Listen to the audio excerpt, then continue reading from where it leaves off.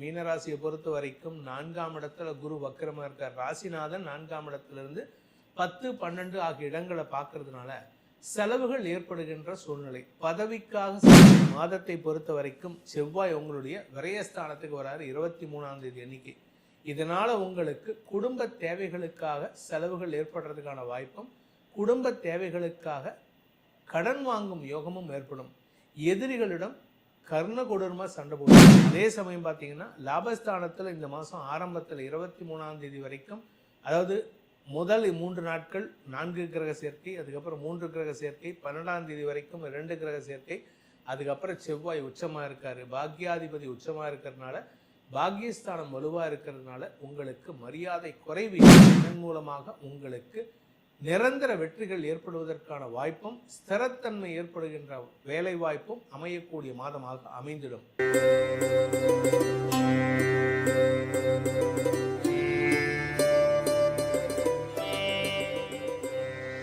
ஓம் ஸ்ரீ குருப்யோ நமஹ. ஹரிஹி ஓம்.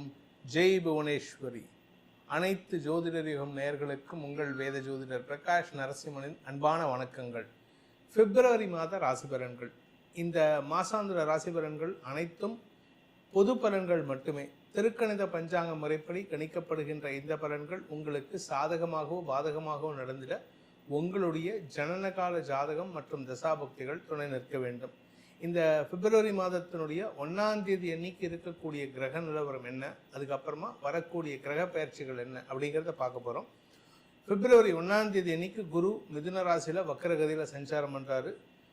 கடக ராசியில் சந்திரன் தன் பயணத்தை துவக்கிறார். அதாவது சந்திரன் தினக்கிரகம். அது இந்த தடவை அவர் கடக ராசியிலேருந்து தன்னுடைய சொந்த வீட்டில் ஆட்சி பலத்தோடு தன் பயணத்தை துவக்கிறாரு. சிம்ம ராசியில் கேது பகவான் சஞ்சாரம் பண்ணுறாரு. மகர ராசியில் 4 கிரக சேர்க்கை. மகர ராசியில் சூரியன், புதன், சுக்கிரன், செவ்வாய் ஆகிய கிரகங்களின் சேர்க்கை இருக்குது. கும்பராசியில் ராகு, மீன ராசியில் சனி பகவான் சஞ்சாரம் பண்ணுறாரு. இதுதான் இந்த மாதத்தில் இருக்கக்கூடிய ஆரம்பத்தில் இருக்கக்கூடிய கிரக நிலவரம். இந்த மாதத்தில் ஏற்படுகின்ற கிரக பயிற்சிகள் அப்படின்னு பார்த்தீங்கன்னா, பிப்ரவரி 3ஆம் தேதி அன்னைக்கு புதன் கும்பராசிக்கு பயிற்சி ஆகிறார். அதாவது மகர ராசியிலிருந்து கும்பராசிக்கு பயிற்சி ஆகி குருவின் 9ஆம் பார்வையில் வராரு. அடுத்ததாக பார்த்தீங்கன்னா பிப்ரவரி 5ஆம் தேதி அன்னைக்கு சுக்கிரன் மகர ராசியிலிருந்து கும்பராசிக்கு பயிற்சி ஆகிறார். பிப்ரவரி 3ஆம் தேதி புதன் பயிற்சி, பிப்ரவரி 5ஆம் தேதி சுக்கிரன் பயிற்சி, பிப்ரவரி 12ஆம் தேதி அன்னைக்கு சூரியன் கும்பராசிக்குள்ள பிரவேசமாகிறார். அதே சமயம் செவ்வாய் தன்னுடைய உச்சஸ்தானமான மகர ராசியிலிருந்து கும்பராசிக்கு 23ஆம் தேதி, பிப்ரவரி 23ஆம் தேதி அன்னைக்கு பயிற்சி ஆகிறார். ஸோ 23ஆம் தேதியிலேருந்து அந்த கும்பராசியில் 4 கிரக சேர்க்கை ஏற்படுறது. அதாவது சூரியன், சுக்கிரன், புதன், செவ்வாய் ஆகிய கிரகங்களின் சேர்க்கை குரு பார்வையில் வர்றதுனால இது பெரிய மாற்றங்களையும் வளர்ச்சியும் தரக்கூடிய வகையில் இருக்கும். இதுதான் இந்த மாதத்தில் ஏற்படக்கூடிய கிரக பயிற்சிகள். இந்த மாதத்தில் வரக்கூடிய முக்கியமான நாட்கள் அப்படின்னு பார்த்தீங்கன்னா, தைப்பூசம் பிப்ரவரி 1ஆம் தேதி அன்னைக்கு, தைப்பூசம் அன்னைக்கு பௌர்ணமியும் கூட. அடுத்தது பிப்ரவரி 15 மகா சிவராத்திரி. அதாவது வருஷத்தில் வரக்கூடிய மகா சிவராத்திரி, சிவனுக்கு முக்கிய பூஜைகள் செய்ய வேண்டிய நாள். அன்றைக்கி ராத்திரி முழுக்க விழித்திருந்து, குறிப்பாக அந்த நைட்டு நடு ஜாம பூஜையை தரிசனிக்கணும். அந்த சமயத்தில் தான் சிவன் திருவண்ணாமலையில் நெருப்பு வடிவமாக காட்சி கொடுத்த நாள் இது. அதுக்கு அடுத்த நாள், அதாவது மாசி மாதம் மாசி அமாவாசை பிப்ரவரி 17ஆம் தேதி அன்னைக்கு. இந்த மாதத்தில் வரக்கூடிய முக்கியமான தினங்கள். இந்த மாதம் உங்களுக்கு எப்படிப்பட்ட ராசி பலன்கள் அமைய போகிறது அப்படின்னு ஒவ்வொரு ராசிக்கும் தனித்தனியாக பார்ப்போம். வாருங்கள். மீன ராசி நண்பர்களுக்கான பிப்ரவரி மாத ராசி பலன்கள். மீன ராசியை பொறுத்த வரைக்கும் 4ஆம் இடத்துல குரு வக்கரமாக இருக்கார். ராசிநாதன் 4ஆம் இடத்திலிருந்து 10, 12 ஆகிய இடங்களை பார்க்கறதுனால செலவுகள் ஏற்படுகின்ற சூழ்நிலை. பதவிக்காக செலவுகள். நீங்கள் அரசியலில் இருந்தீங்கன்னா பதவிக்காக செலவு பண்ணுவீங்க. இந்த செலவு உங்களுக்கு லாபத்தை கொடுக்குமான்னு கேட்டால், முதல் 23 நாட்கள் வருமானத்தை கொடுக்கும். அதுக்கப்புறம் பிப்ரவரி 23க்கு மேலே வருமானத்தை காட்டிலும் வெற்றிகளை தரக்கூடிய வாய்ப்பை ஏற்படுத்தி கொடுக்கும். இந்த மாதத்தை பொறுத்த வரைக்கும் செவ்வாய் உங்களுடைய விரயஸ்தானத்துக்கு வராரு 23ஆம் தேதி அன்னைக்கு. இதனால் உங்களுக்கு குடும்ப தேவைகளுக்காக செலவுகள் ஏற்படுறதுக்கான வாய்ப்பும், குடும்ப தேவைகளுக்காக கடன் வாங்கும் யோகமும் ஏற்படும். எதிரிகளிடம் கர்ண கொடூரமாக சண்டை போடுவீங்க. அதாவது கொஞ்சம் நஞ்சம் கத்த மாட்டீங்க, அதிகமாக சண்டை போடுவீங்க. ஆனால் உங்களுக்கு மரியாதை குறைவு ஏற்படாது. ஸோ அதனால் எதிரிகளால் உங்களுக்கு தொல்லைகள் இருக்காது. கடந்த காலத்தில் போன வருஷம் 2 வருஷத்துக்குள்ளார தவறான நட்புகள் மூலமாக ஏற்பட்ட அவமானங்களிலிருந்து விடுதலை கிடைப்பதற்கான சூழ்நிலை ஏற்படும். அதே சமயம் பார்த்தீங்கன்னா லாபஸ்தானத்தில் இந்த மாதம் ஆரம்பத்தில் 23ஆம் தேதி வரைக்கும், அதாவது முதல் 3 நாட்கள் 4 கிரக சேர்க்கை, அதுக்கப்புறம் 3 கிரக சேர்க்கை, 12ஆம் தேதி வரைக்கும் 2 கிரக சேர்க்கை, அதுக்கப்புறம் செவ்வாய் உச்சமாக இருக்கார், பாக்யாதிபதி உச்சமாக இருக்கிறதுனால பாக்யஸ்தானம் வலுவாக இருக்கிறதுனால உங்களுக்கு மரியாதை குறைவு ஏற்படாது. மூத்த சகோதர சகோதரிகளின் குடும்ப தேவைகளை பூர்த்தி செய்வீர்கள். அதே சமயம் குழந்தைகளால் குடும்ப கௌரவம் உயருவதற்கும் வாய்ப்புகள் ஏற்படுகின்ற மாதமாக இருக்கும். இந்த ராசியில் பிறந்த இளம் தம்பதிகள், அதாவது திருமணமாகி சில நாட்கள் ஆச்சு சார், ஒரு 2 வருஷம் ஆச்சு, 5 வருஷம் ஆச்சு, குழந்தை பாக்கியம் இல்லை, அபார்ஷன் ஆகிடுது, அந்த மாதிரி சங்கடத்தில் இருக்கக்கூடிய தம்பதிகளுக்கு மருத்துவ ரீதியாக குழந்தை பாக்கியம் ஏற்படுகின்ற வாய்ப்புகள் இந்த மாதம் ஏற்படுறதுக்கான சூழ்நிலை இருக்குது. ஸோ மொத்தத்தில் உங்களுடைய வாழ்க்கையில் சில மாற்றங்களை தரக்கூடிய நேரமாக இருக்கிற போது சனி உங்களுக்கு தைரியத்தை கொடுப்பார். அதாவது குருட்டு தைரியம்னு சொல்லுவாங்க. இப்போது ஓவர் ரிஸ்க் எடுக்கக்கூடிய ஆசை கொடுப்பார். அந்த ஆசையை குறைச்சிக்கணும். அதாவது ரிஸ்க் எடுக்கிறேன்னு சொல்லிட்டு நான் வந்து 200 கிலோமீட்டர் ஸ்பீடில் நான் வந்து சென்னை மவுண்ட் ரோட்டில் வண்டி ஓட்ட முடியுமா? அது மாதிரி நீங்கள் பண்ணுறீங்க, வச்சு வெளுத்துருவாங்க போலீஸ்காரங்கள்லாம்.